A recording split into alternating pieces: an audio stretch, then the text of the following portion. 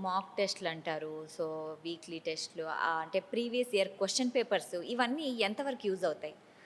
ఏ competitive ఎగ్జామ్‌లోనేనండి, మనకి ఎలాంటి questions వస్తున్నాయి ఎగ్జామ్‌లో. ఇప్పుడు మనం సిలబస్ చూస్తాము. ఒక నోటిఫికేషన్ రిలీజ్ అయినప్పుడు సిలబస్ ఉంటుంది. సిలబస్ చూస్తాము. కానీ ఎలాంటి క్వెషన్స్ మనకి ఇస్తారు అనేది తెలుసుకోవాలంటే దానికి మనకున్న ఏకైక resource previous exam questions. Right. ఇంతకుముందు జరిగిన ఎగ్జామ్స్‌లో ఉన్న క్వెషన్స్‌ని ఆధారంగా ఈ టాపిక్‌లోంచి మనకి ఎక్కువ క్వెషన్స్ వస్తున్నాయి. హుహు. డెప్త్ ఆఫ్ క్వెషన్ అంటే క్వెషన్‌లో ఎంత డెప్త్ ఎంతవరకు ఉంది. ఆ! ఉంది అనేది తెలుసుకోవాలంటే మనకి ఉన్న రిసోర్స్ ప్రీవియస్ ఇయర్ హ్మ్. Exam questions. హ్మ్.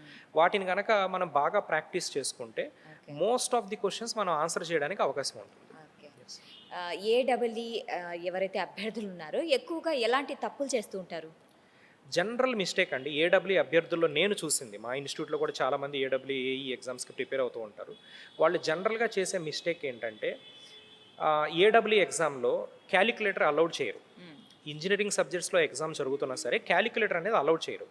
దానివలన స్టూడెంట్స్ అందరూ ఏమనుకుంటారంటే ఎక్కువ క్వెషన్స్ థియరీ క్వెషన్సే వస్తాయి. న్యూమరికల్ క్వెషన్స్ రావు అన్న ఒక అపోహలో ఉంటారనమాట. కానీ మామూలుగా మీరు కనుక రీసెంట్‌గా మనకి తమిళనాడులో ఎగ్జామ్స్ జరిగాయి. తెలంగాణలో ఎగ్జామ్స్ జరిగాయి. కర్ణాటకలో కూడా జరిగాయి. ఇవన్నీ గనక మీరు ఒకసారి చూస్తే more than 50% of the paper numerical questions వస్తున్నాయి. హుహు. ఈ అపోహలో నుంచి పిల్లలు బయటికి రావాలి స్టూడెంట్స్. హ్మ్. థియరిటికల్ క్వెషన్స్‌ని ఆన్సర్ చేయగలగాలి. న్యూమరికల్ క్వెషన్స్‌ని కూడా ఆన్సర్ చేయగలగాలి. ఓకే. మనకి 100 క్వెషన్స్‌కి 100 నిమిషాలు మాత్రమే టైం ఉంటుంది. సో, మన రెస్పాన్స్ అనేది ఫాస్ట్‌గా ఉండాలి. ఓకే. క్వెషన్ చదవగానే యెస్ ఈ క్వెషన్ అనేది పవర్ ఎలక్ట్రానిక్స్‌లో రెక్టిఫైయర్స్ టాపిక్ నుంచి వచ్చింది. సో, ఆ క్వెషన్ చదవగానే ఏ సబ్జెక్టు, ఏ టాపిక్ అనేది మనకి బ్రెయిన్‌లో స్పార్క్ రావాలనమాట. ఓకే. ఆ లెవెల్‌లో గనక మనం ప్రిపేర్ అవ్వగలిగితే, మనం ఉన్న టైంలో అన్ని క్వెషన్స్‌ని ఆన్సర్ చేయడానికి అవకాశం ఉంటుంది. రైట్. యెస్. అయితే ఇప్పుడు ఓమ్ ఇన్‌స్టిట్యూషన్ స్థాపించాలనే ఆలోచన మీకు ఎప్పుడు కలిగింది? ఏంటి మీ ప్రయాణం ఏంటి? నేను ఎంటెక్ అయిన తర్వాత అండి ఒక 2 ఇయర్స్ నార్మల్ జాబ్ చేశాను. తర్వాత టీచింగ్ మీద నాకున్న మక్కువతో ఈ టీచింగ్ వైపు రావడం జరిగింది. హ్మ్. మేము ఇన్‌స్టిట్యూట్‌ని స్థాపించక ముందు ఆహ్, కొన్ని అదర్ ఇన్‌స్టిట్యూట్స్‌లో కూడా పనిచేసాం ఫ్యాకల్టీగా. ఒక అనుభవం కావాలి మనకి హ్మ్. ఇన్‌స్టిట్యూట్ రన్ చేయాలన్నా ఒక అనుభవం కావాలి. హ్మ్. సో, కొన్ని ఇన్‌స్టిట్యూట్స్‌లో పనిచేసాము. మంచి పేరు తెచ్చుకున్నాము. 2019లో మేము ఓన్‌గా ఒక లైక్ మైండెడ్ పీపుల్ అంటారు కదా! అలా ఒక 5 మెంబర్స్ కలిసి ఈ ఇన్‌స్టిట్యూట్‌ని స్థాపించడం జరిగింది.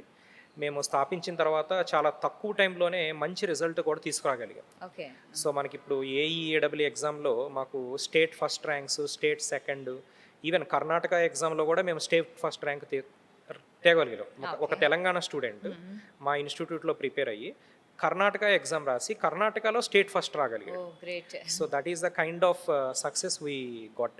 ఓకే. ఓకే. అలానే గేట్ ఎగ్జామ్‌లో అయినా సరే మాకు ఆల్ ఇండియా ఫిఫ్త్ ర్యాంక్ ఉంది, సెవెంత్ ర్యాంక్ ఉంది. మంచి రిజల్ట్ చాలా తక్కువ టైంలో తెచ్చుకున్నందుకు చాలా గర్వంగా ఫీల్ అవుతూ ఉంటాం. మీరు ఆల్రెడీ ఆ ఎగ్జామ్ రాసి అంటే అంత యాహ్! మంచి జాబ్ మేము తెచ్చుకున్నారు. మేము స్థాపించిన ఐదుగురం గూడా అందరం ఐఐటీస్ అండ్ బిట్స్ నుంచి వచ్చిన వాళ్ళమే. హ్మ్. అందరూ గూడా previous gate exam, engineering services ఎగ్జామ్‌లో మంచి సక్సెస్‌ని సాధించిన వాళ్ళు.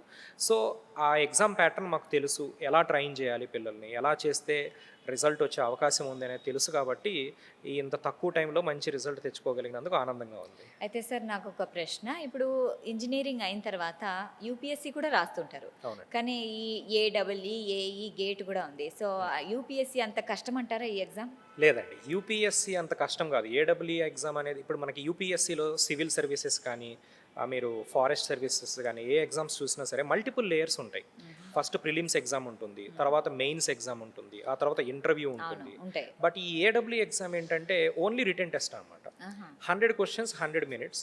ఓన్లీ రిటన్ టెస్ట్ ఉంటుంది.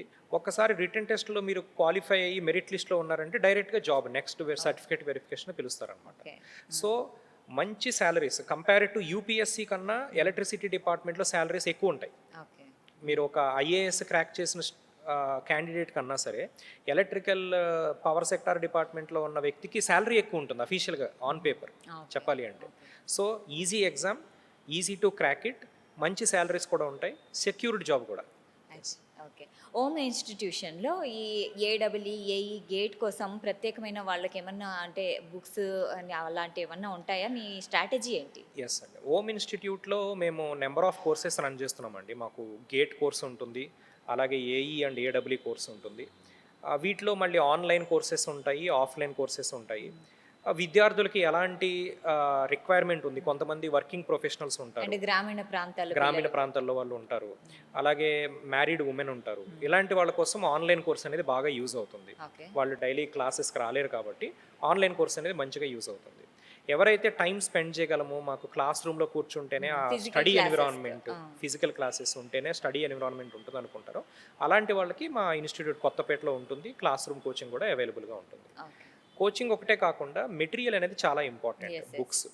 సో మనకి ప్రీవియస్ ఇంతకుముందు చెప్పినట్లు ఈ ఎగ్జామ్ని క్రాక్ చేయాలంటే ప్రీవియస్ ఇయర్ ఎగ్జామ్ క్వశ్చన్స్ని ప్రాక్టీస్ చేయడం చాలా ఇంపార్టెంట్.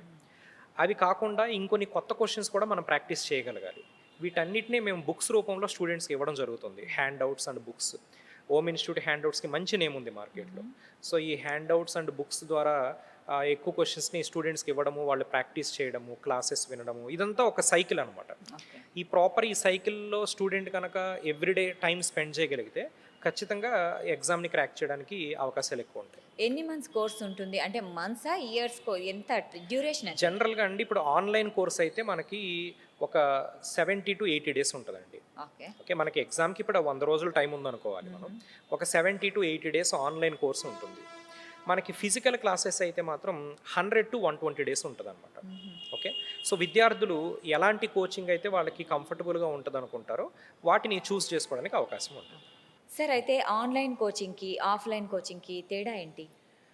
జనరల్గానండి ఇప్పుడు offline coaching is the supreme అండి. నేను ఎప్పుడైనా సరే ఫిజికల్ క్లాసెస్లో ఉన్న కోచింగ్ అనేది సుప్రీం. ఎందుకంటే మనకి చిన్నప్పటి నుంచి అలవాటు ఉన్న కోచింగ్ ఏంటంటే టీచర్ ముందు ఉండడము, మనం టీచర్ ఎదురుగా ఉండి క్లాసెస్ వినడము, నేర్చుకోవడము, ఇది మనకి చిన్నప్పటి నుంచి మన జీన్స్లో ఉండిపోయింది అనమాట. ఈ ఆన్లైన్ అనేది ఎప్పుడు వచ్చిందంటే కోవిడ్ టైంలో పిల్లలందరూ కూడా ఇళ్ళకే పరిమితం అవడం వలన ఆన్లైన్ కోచింగ్ అనేది వచ్చింది. సో ఆన్లైన్ కోచింగ్లో ఉన్న డిసడ్వాంటేజ్ ఏంటంటే మీకు డిస్ట్రాక్షన్స్, మొబైల్లో కానీ ల్యాప్టాప్లో కానీ చూస్తూ ఉంటారు, ఇంటర్నెట్కి కనెక్ట్ అయి ఉంటారు. ఇంటర్నెట్కి కనెక్ట్ అయి ఉన్నప్పుడు ఆబ్వియస్లీ డిస్ట్రాక్షన్స్ ఉంటాయి, సోషల్ మీడియా నుంచి కానీ, వాట్సాప్ నుంచి కానీ, ఫ్రెండ్స్ ద్వారా కానీ. ఆ డిస్ట్రాక్షన్స్ వలన ఈ క్లాసెస్ మీద ఫోకస్ 100% చేయలేము. బట్ ఆన్లైన్లో అఫోర్డబిలిటీ ఉంటుంది, కోచింగ్ ఫీజు తక్కువ ఉంటుంది, మీరు ఏ లొకేషన్లో ఉండైనా సరే క్లాసెస్ వినొచ్చు. ఇంకొకటి ఏంటంటే ఆన్లైన్లో అడ్వాంటేజ్, ఫర్ ఎగ్జాంపుల్ మీరు ఏదైనా పర్సనల్ వర్క్ కానీ, హెల్త్ బాగాలేక కానీ ఏదైనా లెక్చర్ మిస్ అయితే ఆ మిస్ అయిన లెక్చర్ని రికార్డెడ్ ఫార్మాట్లో మరొకసారి వినడానికి అవకాశం ఉంటుంది. సో ఈ ఆన్లైన్ కోచింగ్ ఎవరికి బెస్ట్ అంటే వర్కింగ్ ప్రొఫెషనల్కి, మ్యారీడ్ ఉమెన్కి.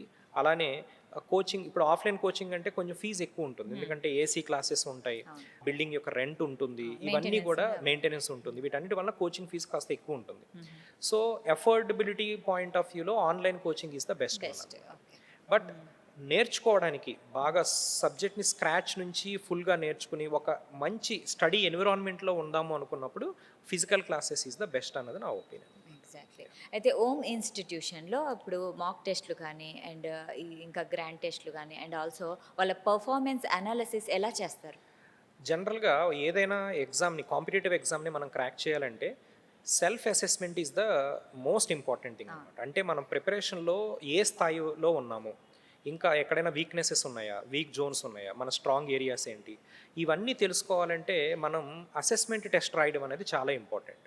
దీన్నే మనం ఏమంటాం అంటే మాక్ టెస్ట్లు కూడా అంటాం అనమాట. సో ప్రిపేర్ అవుతూ ఉన్నప్పుడు ఆన్లైన్ టెస్ట్ సిరీస్ ద్వారా, ఇప్పుడు ఎగ్జామ్ అన్నీ కూడా ఓవరాల్ ఇండియా ప్రతి ఎగ్జామ్ కూడా ఆన్లైన్ అవుతుంది. అర్లియర్ మనం 2019 మీకు లాస్ట్ టైం ఎగ్జామ్ జరిగినప్పుడు పేపర్ బేస్డ్ ఎగ్జామ్, బట్ ఈసారి జరగబోయే ఎగ్జామ్ ఖచ్చితంగా కంప్యూటర్ బేస్డ్ టెస్ట్ అనమాట. సో అలానే మనం ఒక ఆన్లైన్ ఎగ్జామ్ ద్వారా మన సెల్ఫ్ అసెస్మెంట్ చేసుకోవడం చాలా ఇంపార్టెంట్. ఒక ఎగ్జామ్ రాయాలి, అందులో ఎన్ని మార్క్స్ వస్తున్నాయి, ఏ సబ్జెక్ట్లో మార్క్స్ పోతున్నాయి, ఎక్కడ మిస్టేక్స్ చేస్తున్నామో ఇవన్నీ అనలైజ్ చేసి మన రిపోర్ట్ కార్డ్ రెడీ చేసుకోవడం చాలా ఇంపార్టెంట్. దాన్ని బేస్ చేసుకుని ఫర్దర్గా మనం ప్రిపరేషన్లో ఎలాంటి మోడిఫికేషన్స్ చేసుకోవాలి అన్నది మనం ఆలోచించుకోవాలి. ఇక్కడ ప్రధానంగా చూసుకుంటే మనం రెస్పాన్స్ స్పీడ్ అంటాం దాన్ని. అంటే మనకి 100 నిమిషాల్లో 100 క్వశ్చన్లు ఆన్సర్ చేయాలి, అలా చేయగలుగుతున్నామా లేదా, టైం సరిపోతుందా మనకి. నెక్స్ట్ క్యాలిక్యులేషన్ మిస్టేక్స్, జనరల్గా న్యూమరికల్ క్వశ్చన్స్ చేస్తున్నప్పుడు ఫార్ములాస్ కరెక్ట్గా యూస్ చేస్తున్నామా, క్యాలిక్యులేషన్స్, మల్టిప్లికేషన్స్, డివిజన్స్ అన్నీ కరెక్ట్గా చేస్తున్నామా లేదా, ఇవన్నీ కూడా చూసుకోవడం చాలా ఇంపార్టెంట్. Next subject depth. మనకి ఇప్పుడు మనం ఆన్లైన్ టెస్ట్ సిరీస్ పెట్టినప్పుడు మేము ఏం చేస్తామంటే 100 క్వశ్చన్లో అన్నీ ఒకటే లెవెల్ ఇవ్వం. ఒక 25 to 30 క్వశ్చన్స్ ఈజీ ఉంటాయి, ఒక 25 to 30 క్వశ్చన్స్ యావరేజ్, కొన్ని డిఫికల్ట్ క్వశ్చన్స్ కూడా ఉంటాయి. ఈ ఈ క్వశ్చన్స్ అన్నీ చూసుకుని ఏ కేటగిరీ ఆఫ్ క్వశ్చన్స్లో మనకి ఎన్ని మార్క్స్ వస్తున్నాయి, ఎక్కడైనా డిఫికల్ట్ క్వశ్చన్స్ ఆన్సర్ చేయగలుగుతున్నామా లేదా, ఇలాంటివన్నీ కూడా అనలైజ్ చేసుకోవడానికి ఆన్లైన్ టెస్ట్ సిరీస్ బాగా ఉపయోగపడుతుంది. అది మేము రెగ్యులర్గా క్లాసెస్లో కండక్ట్ చేస్తూ ఉంటాము. స్టూడెంట్స్ కూడా ఒక ఎగ్జామ్ నుంచి నెక్స్ట్ ఎగ్జామ్కి వెళ్ళినప్పుడు వాళ్ళ ప్రోగ్రెస్ ఎలా ఉంటుందన్నది అబ్జర్వ్ చేయడానికి కూడా ఈ ఆన్లైన్ టెస్ట్ సిరీస్ అనేది చాలా ఉపయోగపడుతుంది.